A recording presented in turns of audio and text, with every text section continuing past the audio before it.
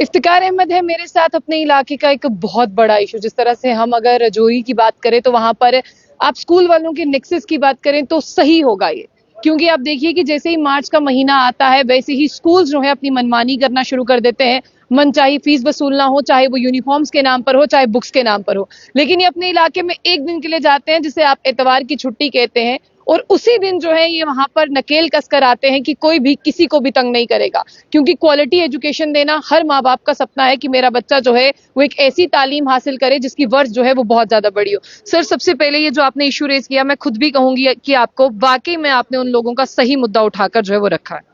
देखिए, शुक्रिया, आपने बड़े इंपॉर्टेंट इश्यूज पर बात की।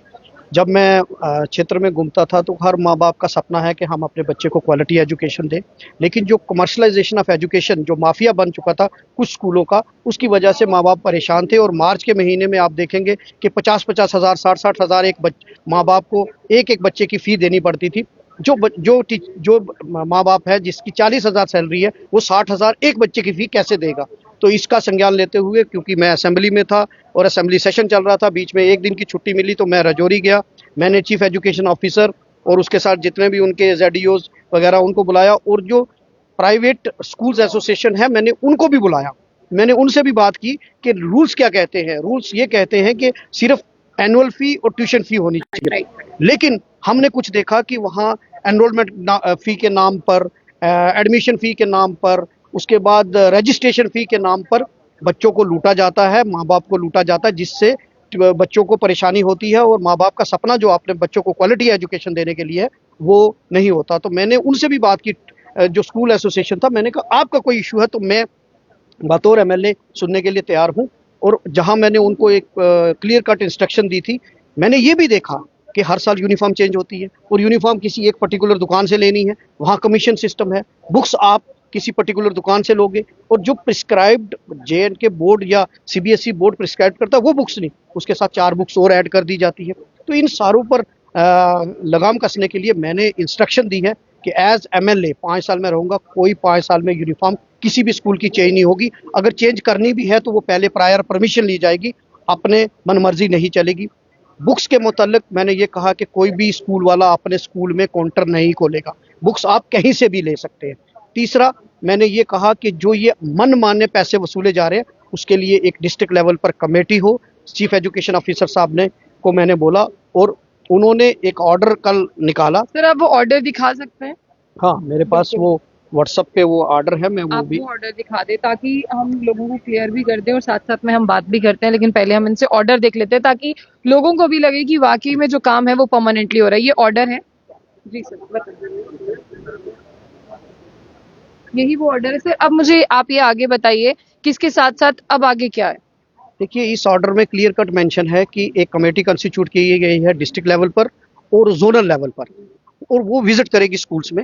और जैसे ही ये खबर हमने की, जैसे ही मैंने मीटिंग ली, तो बड़े सारे स्कूल्स के जो पेरेंट्स थे उन्होंने मुझे फीस स्लिप भेजी, रिसिप्ट भेजी। उस रिसिप्ट पे आप हैरान हो जाएंगे, 39,000 रुपये, और वो भी कौन सी नर्सरी क्लास की, नर्सरी क्लास।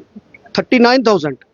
और ये लूट खरसूट जो है इसको बंद करना है। मैंने आज भी कंटिन्यूटी टच हूँ लोगों, मैं आपके माध्यम से लोगों से अपील करना चाहता हूँ कि आपको आवाज उठानी पड़ेगी।